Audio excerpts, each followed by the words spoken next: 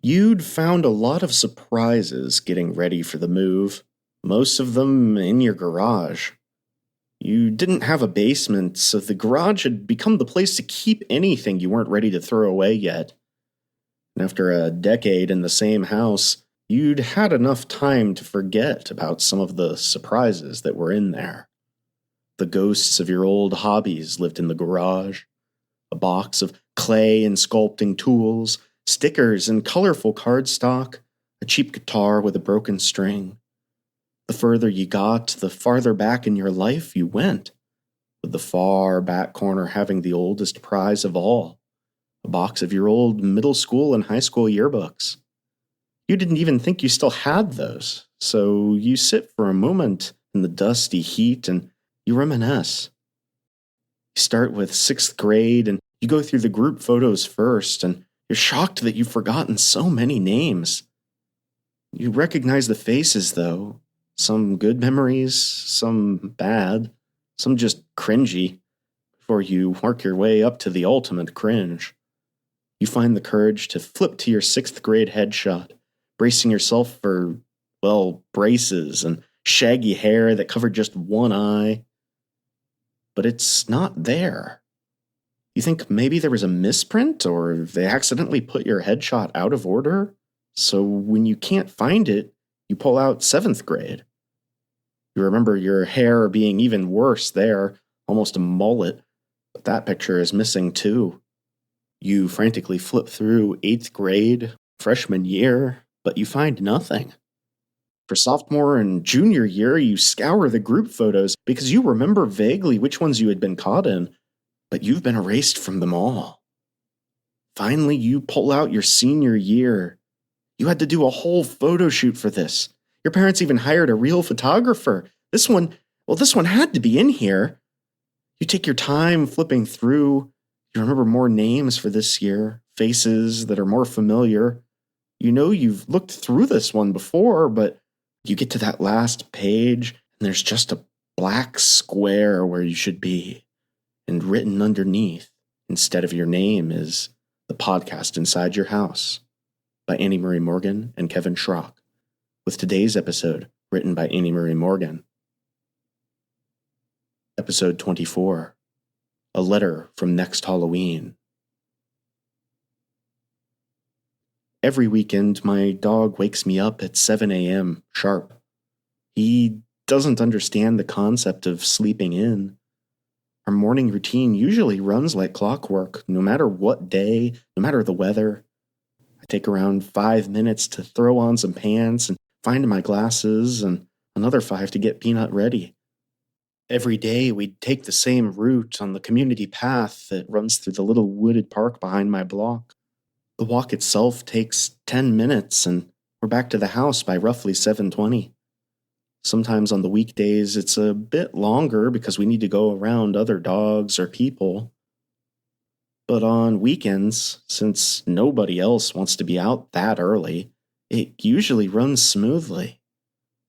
But on Halloween morning, things were different. It was only by a matter of seconds, but that was enough.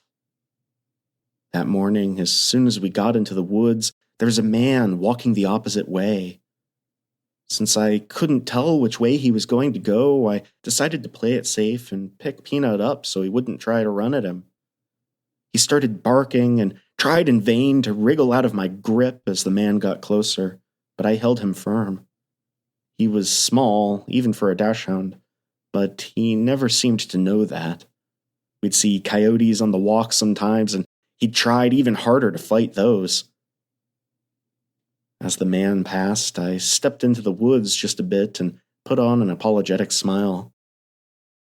The man called Peanut cute, despite the snarling, but he did pick up his leisurely pace after he passed us. I set Peanut down again, and we started walking. This diversion had thrown us off by less than 2 minutes, but I felt irrationally irritated by the setback. I just wanted to get home and get back to sleep as soon as possible. I was starting to zone out, getting lost and looking at the fall leaves when I saw something blow across the path just ahead of us. It stood stood out as pure white against the browns and reds and oranges of all the foliage. The leaves all scampered across the path, hitting enough small bumps to give the illusion that they were little creatures running across the pavement. They were organic, and they belonged, but this thing did not. It moved in a straight, neat line across the ground, flipping occasionally until it crossed to the other side and got caught in a bush. I walked up to it, and Peanut lunged at it like he was going after a squirrel. Just before he hit the bush, the wind knocked it out, and it flew into a small tree wrapping around the base. I jumped over to it and snatched it just as it was about to dislodge. The envelope crinkled ever so slightly when I grabbed it, but otherwise it looked brand new. I registered that the handwriting looked a bit familiar in the half a second before I read the address. It was meant to go to somewhere in Canada, which didn't mean anything to me, but the name listed was mine. First, last, and middle initial. I didn't know what to think about it, but I felt uneasy and decided I didn't want to look at it anymore until I was at least out of the woods. I walked as quickly as I could, and I was thankful to have Peanut there at my side. The minute I got home and locked the door, I flipped over the letter again. The address it was from didn't look familiar, but the sender had the same last name as my girlfriend Ellie, which was Mason. I looked at the name it was addressed to, half hoping that it would be something else that I'd misread, but my name still stared right back at me. At that point, I wasn't really creeped out. Figured it was just some weird junk mail, a mistake, or hell, maybe even a prank. But that line of thinking fell apart quickly the more I dissected it. The fact that I just happened to find it in the woods, blowing in the wind, and not in my mailbox was strange. The fact that I wouldn't have found it had I not thrown off my routine by a minute or two was stranger. Not to mention that it wasn't even sent to this address. But I was still convinced that this was some kind of strange coincidence, at least until I opened the letter. Here's what it said. Dear Sam, we really hope that this letter reaches you okay. It took us a long time to find where you had gone. We just wanted to reach out and let you know that we all miss you. Your parents miss you too, and you're all they have left. Please just write back and let us know you're okay. We can't imagine what you're going through, but we lost our little girl too, and we know you shouldn't be dealing with this alone.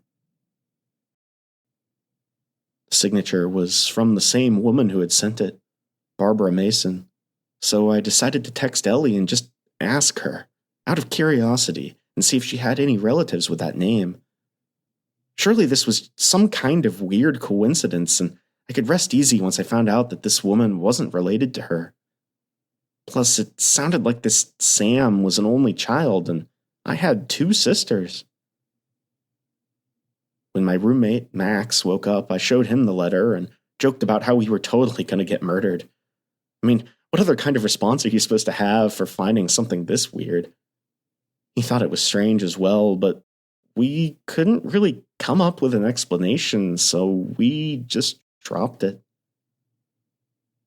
Ellie texted me a few hours later and said that Barbara was her mother's name. She'd probably told me that at some point, but we hadn't been together very long, and I hadn't even met her parents yet. She asked why I wanted to know, and I didn't know what to tell her, so I just told her I'd explain it later. That night we were going to have a cheesy Halloween horror movie marathon, so I spent the morning just kind of lying around and browsing the internet. I kept wanting to look over the letter, to obsess about it, but I managed to hold off until a few hours before everyone got there. I read through it again, and I spent some extra time examining that signature. I was thinking I could ask Ellie when she got over if it matched her mother's handwriting. That's when I noticed the date. I don't know how I missed it, but it was signed October 27th, which made sense. It took a few days to get here, but the year said 2017. It was dated 1 year into the future. I felt my heart speed up just a bit. The whole thing was just bizarre. The next hour went by quickly as I frantically cleaned up my living room. It was just Ellie and my sisters, Holly and Hannah, coming over, but I still didn't want to have dirty socks everywhere. Everyone arrived more or less on time, and each time I opened the door, I kept telling myself that when everyone got here, I'd show them all the letter. We put on the first movie and settled in. Peanut begrudgingly joined us. We had put him in a hot dog costume, and he just didn't seem too excited about it. But everyone was having fun, and I kept telling myself that there was no point in killing the party just to show them something I was probably overthinking. About 20 minutes into the movie, we heard our first knock at the door. My older sister Hannah was closest, but I jumped up before she could move. "I'll get it!" I looked through the peephole and I saw a group of princesses with a tired-looking dad behind them. I opened the door and Peanut ran over so that they could fawn over how cute he looked in his little costume. As I handed out the candy, I felt silly for even looking through the peephole. With so many kids and parents and cops all out patrolling, Halloween was probably one of the safest nights of the year. After a few trick-or-treaters, my anxiety had calmed somewhat, and I let my sisters hand out candy and ask about costumes. We moved on from a cheesy summer camp slasher to a home invasion movie, and I found myself thinking about the letter again. I watched the couple on screen open their door to one of the murderers who was feigning trouble with his car. Of course, we all berated them for being so stupid, but it gave me an idea I just could not shake off. Halloween was the only day of the year when people willingly opened up their doors to dozens of strangers. It would just be so easy to knock on someone's door pretending to be a parent, looking for their kid, and then pulling out a gun. I kept running through increasingly elaborate scenarios in my head until the doorbell rang again. I jumped up to get it and peered out through the peephole. It was a dad chaperoning his son who was dressed up as some superhero I didn't recognize. Certainly nothing to be afraid of, but I couldn't get rid of this deep sense of dread that something could go terribly wrong when I opened the door.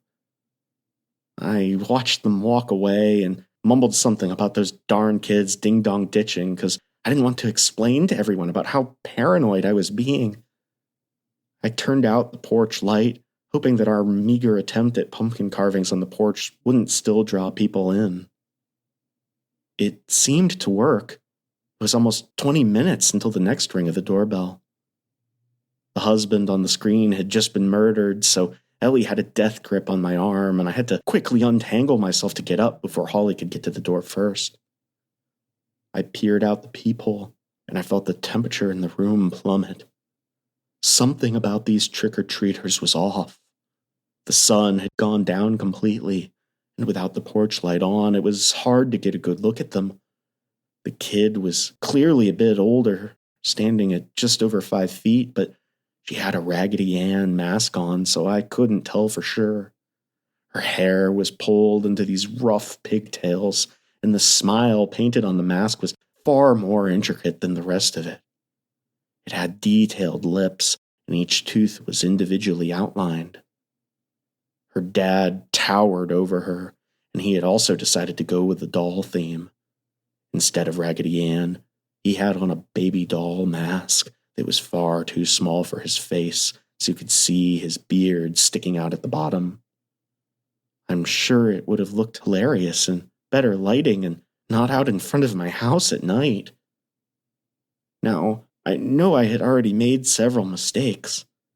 Ignoring the letter, not telling everyone about it, never asking Ellie to look at the signature, but I was not about to do something as stupid as open that door when my gut was telling me not to. I kept my eye trained on them, not daring to so much as blink.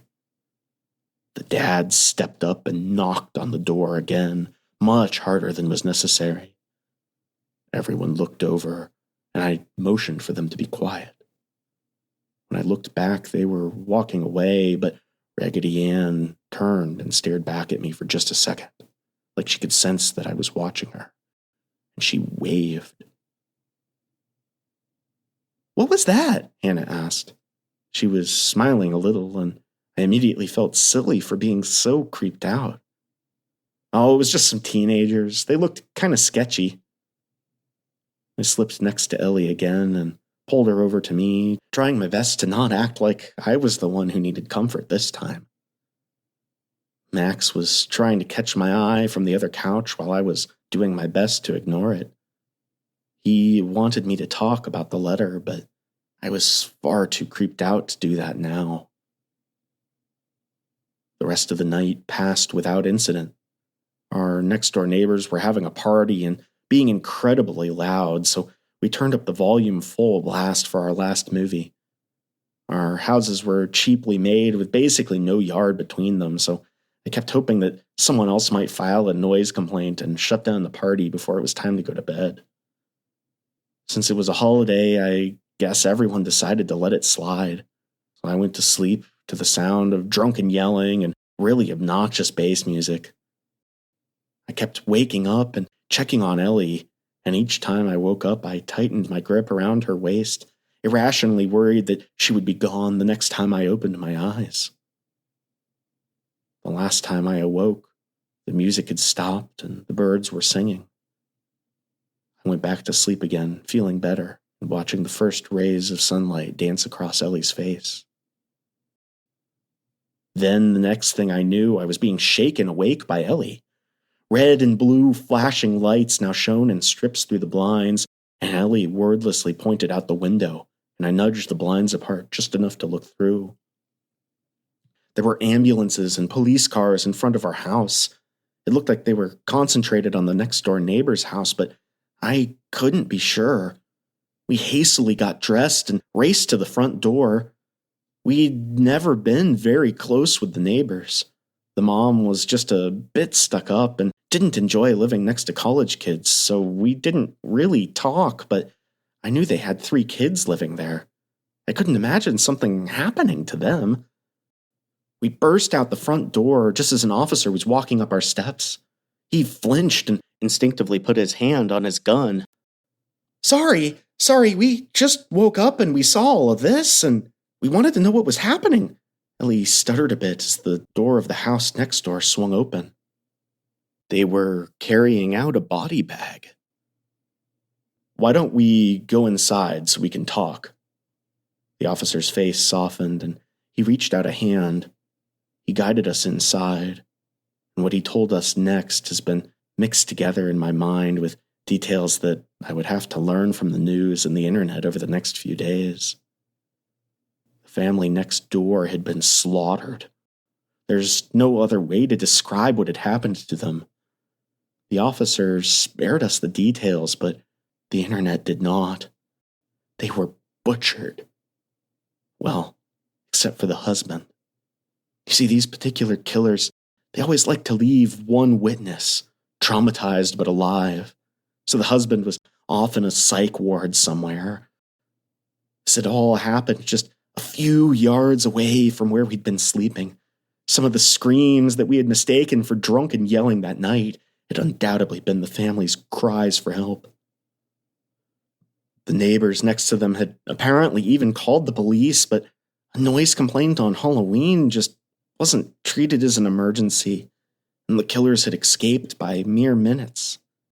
If they had stayed just a minute longer, or perhaps if they had picked a house where the neighbors would have called sooner, they would be in jail. But things had worked out just perfectly to allow them enough time to escape. After the police left, I asked my roommate about the letter.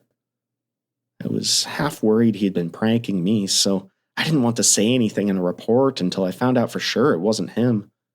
But to my surprise, Max insisted he had no idea what I was talking about, and he started getting pissed off when I kept asking him about it. It's like he had no memory of me ever showing him the letter. Eventually, I dropped it. We had enough to deal with. Max and I reconciled, and we We made sure we each had somewhere else to stay for a few days, not wanting to be so close to the scene of a grisly crime. I'd almost managed to force myself to forget about the letter when I heard a knock at the door. Max had already left for the night, so I was completely alone in the house. Peanut ran right up to the door and started barking like crazy. I had 911 ready to dial, and I grabbed a knife from the kitchen before I even looked at the people. It was a familiar face, but I couldn't place where I knew him from. He was in a suit, holding a briefcase, and my first instinct was that he was a Jehovah's Witness or something, but why did I know him? He knocked again, lightly, and on the third knock, the door flew open, throwing me to the floor. I landed straight on my back, and all I could think about for a few seconds was how to breathe again. "Hello, Sam," the man said. Peanut latched onto his leg, and he just smiled and reached down to pat him on the head. "It's good to see you again." "Get out!" I tried my best to sound intimidating as I sat up, but my voice was shaking. I grabbed my phone, ready to call the cops, but as soon as I touched it, a spider web of cracks crawled across the surface. "Oh, you don't want to do that." He reached out a hand and grabbed my arm, pulling me to my feet. "I just want to talk." He shoved me into a chair and took a seat at the table with me. And that's when it clicked. He was the man from the woods on Halloween morning. Peanut had bit into another part of his leg, and the blood was starting to pool on the floor, but the man acted like he didn't even notice. The kitchen knife was on the other side of the room, and my mace was on the counter. I definitely couldn't take him in a fist fight. I didn't know what to do, so I just watched him open his briefcase. Now, it's rather unfortunate about your neighbors, but I think we can agree that you and your friends are very blessed that you're all perfectly fine. He pulled out a series of papers that all had my signature on them. He spread them all out on the table, and it felt absurd, like I was buying a car or something. All of them had my name in red ink, aside from a blank line at the bottom of the last one. Now, I just need to ask you a few questions. "Who are you?" I asked, finally working up the courage to say something. No, I'll ask the questions. Up until then, he had been incredibly cheerful, but irritation had started creeping into his voice. Now, I'm sure you've read up on all the gory details of your neighbor's tragic murder, so I want you to tell me, are you glad it was them and not you? I weighed my options for a minute, but decided the best thing to do would be to just give him the answers that he wanted. Yes, I'm glad it wasn't us. Now, I would wager that if your loved ones had been the ones killed, you would be willing to do anything, trade anything to get them back, even if it meant hurting someone else. He smiled at me again, and Peanut tried biting his other leg, but it didn't do anything. Would you agree with all that? Yes, I said, trying to keep my voice even. I felt realization clawing at me as I stopped looking around for something to fight him with. Excellent. I mean, you have already agreed to it. He gestured to all of the papers. But I wanted to give you a chance to change your mind, because you can if you want. Just say the word, and I'll rip up all of this, and things can go back to the way they were meant to be. I was silent. Oh, great. So if you're satisfied with how last night turned out, all I need is your signature right here. He pointed to the last blank line. I picked up the pen and I signed without hesitation. It's been a pleasure doing business with you. He packed up his suitcase and I stared at the table, defeated. Just as he was about to close the door, I yelled out, "Wait, what did I give you? When do I have to pay you?" "Oh, I'm not worried about a few decades," he said. "You can have the rest of your life. Well, as for the what, don't worry about that. You'll find out when you die." And with that, he winked and closed the door. Thank you for tuning in to this episode of The Podcast Inside Your House. To hear every tale of terror as they're released, subscribe to our show on your podcast app or on YouTube, or follow us on Facebook and X. And, until next time, remember to always keep an eye out when you're walking down memory lane. You never know what else might be walking back the other way.